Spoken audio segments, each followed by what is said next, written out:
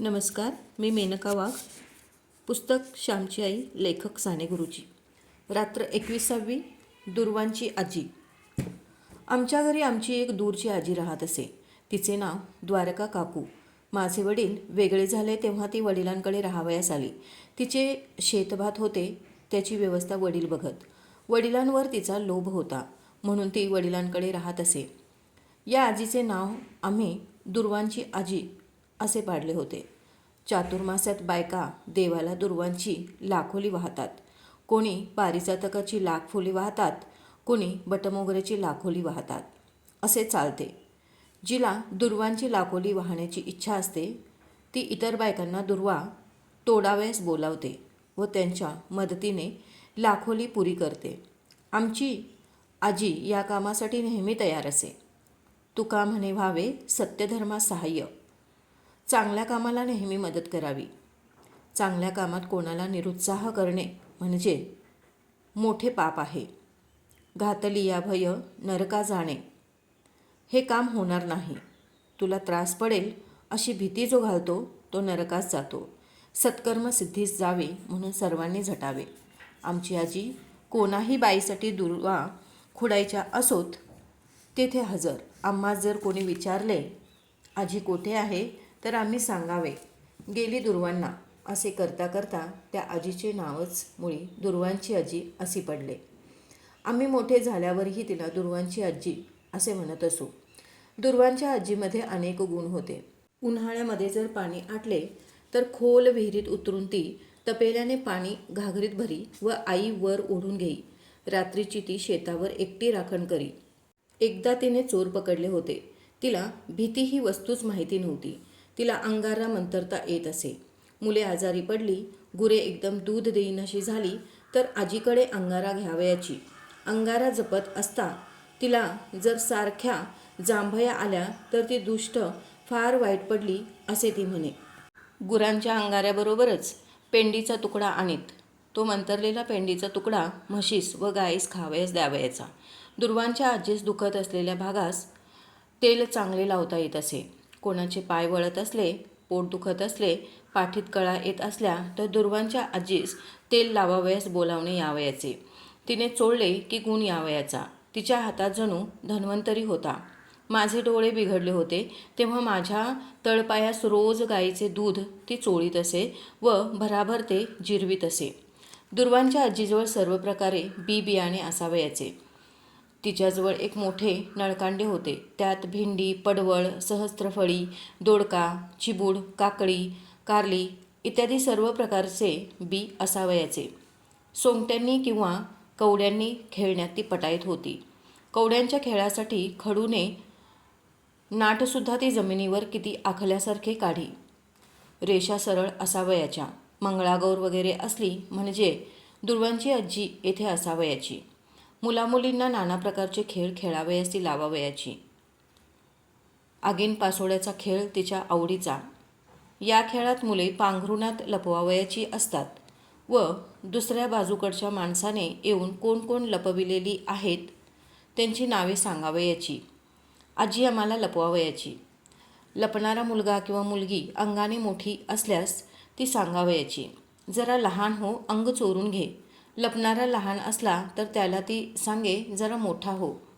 हेतू हा की ओळखायला कठीण जावे. हा खेळ मोठा गमतीचा होता. दूर्वांच्या आजीला देवादिकांची तशीच देवावरची कितीतरी गाणी येत असत. दशावतार, चिंधी, उषाहरण, पारिजातक कितीतरी गाणी तिला येत. दूर्वांच्या आजीचे घरातील रोजचे काम म्हणजे भाजी चिरण्याचे असे. लहान मुले असली तर ती खेळवावयाची, हेही काम असे. त्या दिवशी आमच्या घरी भाजणी करावयाची होती. भाजणी दळताना जाते जड जाते. आजी हात लावील या भरवशावर आईने भाजणी करण्याचे ठरविले होते. परंतु आजी जरा लहरी होती. आदल्या दिवशी तीच म्हणाली होती, उद्या करू हो भाजणी. परंतु उजाडता आजीला खऱ्याकडून बोलावणे आले. खऱ्याकडे आजीचे दूरचे माहेरचे नाते होते. मधून मधून तू त्यांच्याकडे जात असे. बाकी आजी म्हणजे गावाची होती. सर्वांकडे तिचा घरोबा व सारीजणे तिला बोलवीत असत. खऱ्यांच्या घरी काही पापड घालण्याचे काम होते म्हणून आजीला तिकडचे जेवायला वगैरे व पापड घालण्यास बोलाविण्यासाठी तो मनुष्य आला होता. आजीने त्या माणसाला येते तू जा असे सांगून पाठविले. आईला राग आला. आता भाजणी कशी होणार? जाते कसे ती एकटी ओढणार? आई आजीला म्हणाली, तुम्ही जाणार, येथे भाजणी कशी होईल? मी काय पत्करा घेतला आहे की काय तुझ्या कामाचा? वहा ग, म्हणे भाजणी कशी होईल? माझ्याने नाही ओढवत जाते, समजलीस? आजी मोठ्याने बोलू लागली. आईलाही चेव आला. संतापली ती. म्हणे ओढवत नाही, तुम्हाला लोकांकडे काम करायला शक्ती आहे. घरी तेवढे हात मोडतात. साऱ्या गावाने चांगले म्हणायला हवे ना, परंतु येथे हात लावली तर शपथ, येथे काम करील तर बाटाल जशा. येथे जरा हात लावायला हात दुखतात. येथे घरी अगाई ग बया ग, परंतु लोकांकडे उभे राहून पोहे कांडाल व कमरेवर हांडे घेऊन पाणी भराल. ढोंग आहे सारे तुमचे, ढोंग. हो, करणार लोकांकडे काम, करणार. तू कोण मला बोलणार? मी का तुझ्या घरचे खाते आहे? माझे शेत आहे. तू मला ऐश्वदे असे बोलत जाऊ नकोस. ते माझ्या कामा येणार नाही. म्हणे लोकांकडे काम करतात. तुम्हाला असतील लोक, मला नाही कुणी लोक. जशी तुम्ही तशीच खऱ्यांकडचीही. ढोंगी कोणाला ग म्हणतेस ढोंगी? असले नव्हते बाई कधीच कोणाचे ऐकून घेतले बोलणे. फारच शेफारलीस तू. आजी भांडू लागली. मग काल कशाला सांगितले उद्या करू भाजणी म्हणून? मी तयारी केली, जाते धुवून ठेवते. परंतु आयत्या वेळी तुमचा पाय आपला तिसरीकडेच. दुसऱ्याला तोंड कशी पाडता येते तुम्हाला?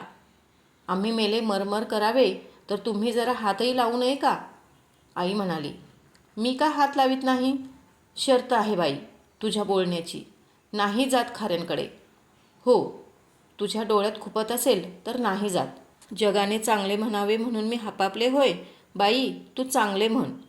मित्रांनो, पुष्कळ लोकांचे असे स्वभाव असतात की ते घराबाहेर फार साळसूद असतात. दुसऱ्याकडे ते चार धंदे करतील, परंतु घरी इकडची काडी तिकडे करायचे नाहीत. लोकांच्या स्तुतीला, बाहेरील जगाच्या स्तुतीला मनुष्य लालचावलेला असतो. घरच्यांना तळमळ ठेवून तो बाहेरच्यांचे दुवे घेण्यासाठी जात असतो. हे त्यांचे करणे प्रेमामुळे नसते तर स्वार्थामुळे, वाहवा मिळावी म्हणून असते आणि म्हणून ते त्याज्य होय. माझ्या आईच्या म्हणण्यात बरीच अतिशयोक्ती असली तरी त्यात थोडे तथ्यही होते.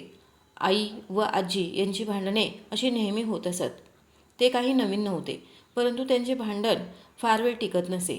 मध्येच आलेले ते वादळ असे परस्परांच्या मनात जमलेले विष ओकून बाहेर पडे, घाण बाहेर निघून जाई व पुन्हा मने स्वच्छ होत. वादळ येते ते शांत होण्यासाठी येते. रोग येतात ते शरीरातील घाण जाळण्यासाठी येतात व मरण येते ते पुन्हा जीवनरस देण्यासाठी येते. माझी आई शांत झाली, बोलेनाशी झाली. आजीचे थोडा वेळ सुरूच होते मधून. लोकांकडे म्हणे काम करतात. माझे हात, मी वाटेल ते काम करीन. तू कोण माझ्यावर लादणार, सक्ती करणार? तुला का माझा हेवा? मला लोक बोलावतात तर तुला का मत्सर? आईचे तोंड बंद झाले म्हणून आजीचेही बंद झाले. थोड्या वेळाने आई आजीजवळ गेली व म्हणाली, मी चुकले हो, बोलू नये ते बोलले. तुम्हाला मी कोण बोलणार? तुम्ही किती मोठ्या. परंतु अलीकडे या साऱ्या दगदगीने, काळजीने व दुखण्यांनी मी अगदी वैतागले आहे. मला नाही राहत मग सुमार. भान जणू मी विसरते. मी मग कोणाला बोलते याची शुद्धही मला राहत नाही. मेले असले जगून तरी काय करायचे? चुकले हो, जगून काय करायचे? असले अभद्र काय ग बोलतेस? तुझी पोरेबाळे आहेत अजून लहान. तू नाही जगलीस तर त्यांचे कोण करील? पुष्कळ जग. मुलाबाळांची लग्ने होऊ देत, सुना घरात येऊ देत.